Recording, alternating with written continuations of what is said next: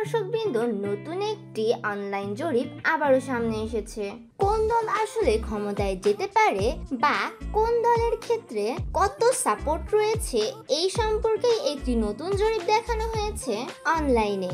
জরিপটি করেছে একজন বিখ্যাত সাংবাদিক। তিনি হচ্ছেন বাংলাদেশ এবং জার্মান ভিত্তিক একজন সাংবাদিক। এই জরিপটিতে কিন্তু অনেকগুলো দলই অংশগ্রহণ করেছে।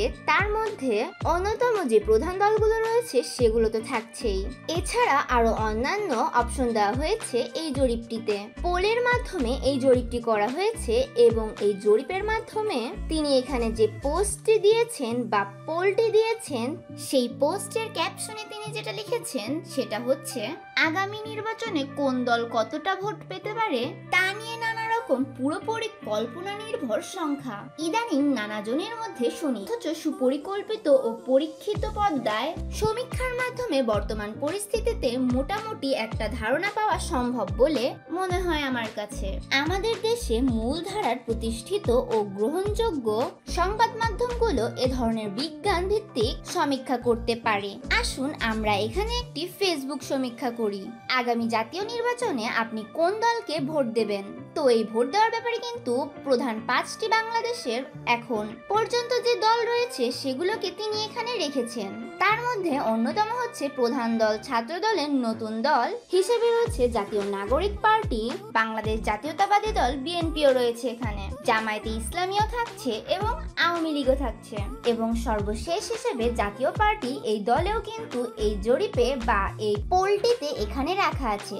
এছাড়া অন্যান্য যে ছোট ছোট দলগুলো রয়েছে, যেমন ইসলামী আন্দোলন, বাংলাদেশ গণ অধিকার পরিষদ, বিভিন্ন বামপন্থী দলগুলো রয়েছে, সেগুলো হিসেবে তারা এখানে কিন্তু কোনো দলের নাম উল্লেখ করেনি, কিন্তু অন্য কোনো দল নামে একটি পোল তারা এখানে জরিপে দিয়েছে। সেখানেও কিন্তু অনেক মানুষই ভোট দিয়েছে এবং এই দলগুলোকে বা অন্য কোনো দলগুলোকেই মানুষ ভোট দিতে চায় না এরকম একটি পোল দেওয়া হয়েছে। সেই পোলটিতেও কিন্তু অনেক মানুষ ভোট দিয়ে জানিয়েছে তাদের মতামত। তো এই জরিপটিতে কিন্তু অনেক ভোটই পড়েছে, প্রায় 2 লাখের উপরে কিন্তু এই জরিপটিতে ভোট পড়েছে। তো সেই হিসেবে বলা যায় যে মোটামুটি একটা পার্সেন্টেজ কিন্তু মানুষ এখানে জরিপটিতে ভোট দিয়েছে।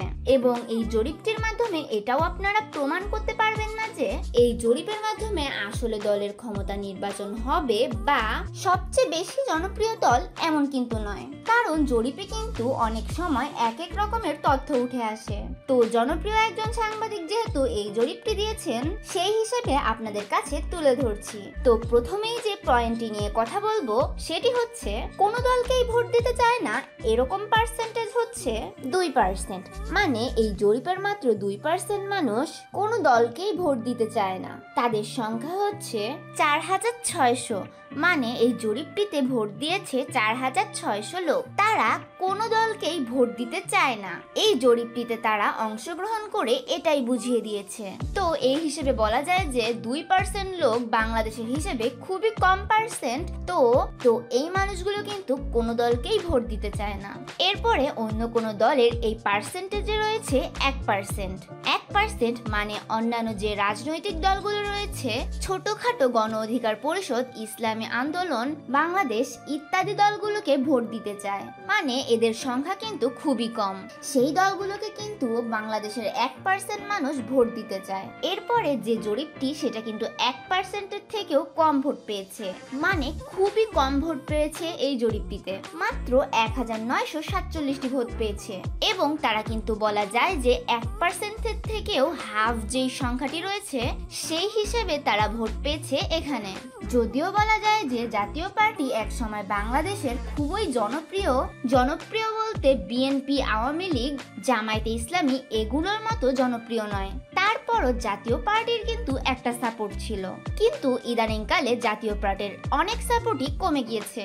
তারা কিন্তু এখন আর জনগণের ওরকম গ্রহণযোগ্য কোনো দলে নেই। তো সেই ক্ষেত্রে তাদের এরকম ভোট পাওয়াটা আমার কাছে অবাক কিছু মনে হয়নি।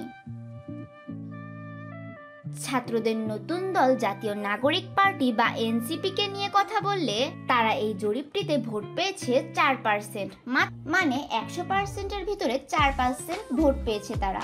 আর এই 4% হচ্ছে 8120। 8120 জন মানুষ এখানে ভোট দিয়েছে জাতীয় নাগরিক পার্টিকে। এই 4% জনগণ বা 4120 জন মানুষ ক্ষমতায় দেখতে চায় বা তাদের পক্ষে ভোট দিতে চায়। আর এই জরিপ অনুযায়ী কিন্তু এটি খুবই কম সংখ্যা। তবুও বলা যায় যে নতুন দল হিসেবে তাদের পক্ষে এটি খুবই একটি ভালো পার্সেন্টেজ। এরকম হিসেবে মানে তাদের পক্ষে কিন্তু খুবই একটা ভালো জনগণ রয়েছে। এরপর বিএনপি কে নিয়ে কথা বললে বাংলাদেশ জাতীয়তাবাদী দল বিএনপি পেয়েছে এই জরিপে 6% ভোট, যা এই জরিপের 12,181 ভোট। 12,181 জন মানুষ বিএনপি কে ভোট দিয়েছে। আর এই জরিপে 6% হিসাবে বিএনপি কিন্তু খুবই কম পরিমাণে ভোট পেয়েছে। বিএনপির কিন্তু এখানে আরো অনেক ভোট থাকার কথা, কিন্তু ইদানিংকালে বিএনপির পক্ষে যেই জরিপগুলো দেওয়া হচ্ছে বা বিএনপির ক্ষেত্রে যে ভোটগুলো দেওয়া হচ্ছে সেটার পরিমাণ কিন্তু খুবই কম পাওয়া যাচ্ছে। এবং এই জরিপে কিন্তু মাত্র 6% ভোট পেয়েছে বিএনপি। আর এই বিএনপি 7% ভোট পেয়েছে, যেখানে 12,181 জন মানুষ বিএনপি কে ক্ষমতায় দেখতে চায় বাংলাদেশের আগামীতে। এরপর জামায়াতে ইসলামী 9% ভোট পেয়েছে এই জরিপটিতে। 18,271 জন মানুষ জামায়াতে ইসলামীকে এখানে ভোট দিয়েছে এবং 9% জনগণ বাংলাদেশের বর্তমানে এই জরিপটিতে অন্তত জামায়াতে ইসলামীকে প্রতিনিধি হিসেবে দেখতে চায়। এবং জামায়াতে ইসলামীর পক্ষে বাংলাদেশের জনগণের 9% এই জরিপ অনুযায়ী জামায়াতে ইসলামীকে বাংলাদেশের মানুষ ক্ষমতায় দেখতে চায়। যদিও বা জামায়াতে ইসলামীকে এর আগে অনেকগুলো জরিপ কিন্তু আওয়ামী লীগের থেকেও বেশি পেয়েছে। তো সেই ক্ষেত্রে বলা যায় যে জামায়াতে ইসলামের পক্ষে কিন্তু অনেক ভালো একটা সাপোর্ট রয়েছে বর্তমানে। তবে এই জরিপে কিন্তু মাত্র 9% ভোট পেয়েছে তারা। 18,271 জন ভোট পেয়েছে জামায়াতে ইসলামী এবং এই হিসাবে জামায়াতে ইসলামী বর্তমানে এই জরিপে দ্বিতীয় স্থানে অবস্থান করছে।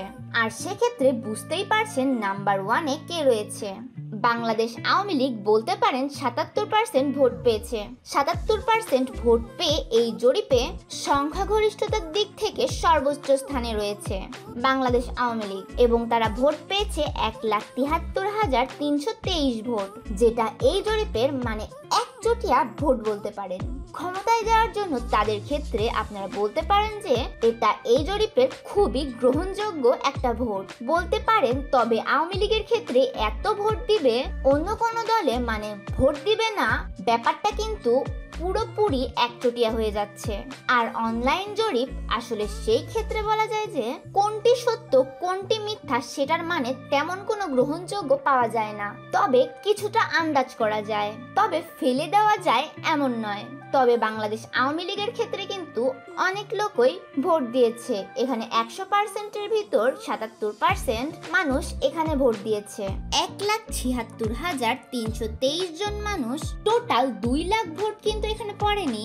2 লাখের ভিতরেও কিন্তু 1,56,323 জন মানুষ বাংলাদেশ আওয়ামী লীগকে এখানে ক্ষমতায় দেখতে চায়। তো এই হিসেবে বাংলাদেশ আওয়ামী লীগ এই জরিপে জয়ী হয়েছে নাম্বার 1-এ অবস্থান রেখে। তো এই জরিপের ক্ষেত্রেও কিন্তু সবকিছু আসলে নির্ধারণ হয় না।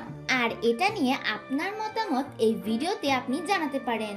আগামীতে বাংলাদেশের ক্ষমতা যদি আওয়ামী লীগ নির্বাচন করে, সুষ্ঠু ভোট হয়, আওয়ামী লীগ ক্ষমতায় যেতে পারবে কিনা এত সংখ্যাগরিষ্ঠতা নিয়ে। আর আপনাদের কাছে এই জরিপটি কতটুকু সত্য মনে হয়েছে বা কতটুকু মানে নির্ভুল মনে হয়েছে, কারণ অনলাইন জরিপ এখানে কিন্তু সত্যতা থাকবে এমন কিছুই নেই, শুধুমাত্র এটা একটা আকাঙ্ক্ষা বা মানুষ কাকে চাচ্ছে সেটার একটা প্রতিফলন।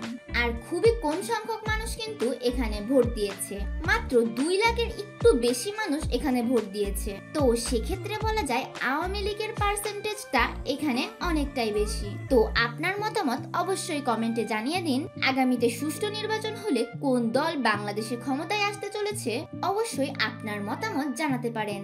দর্শক, ভিডিওটি সম্পূর্ণ দেখার জন্য আপনাদেরকে ধন্যবাদ।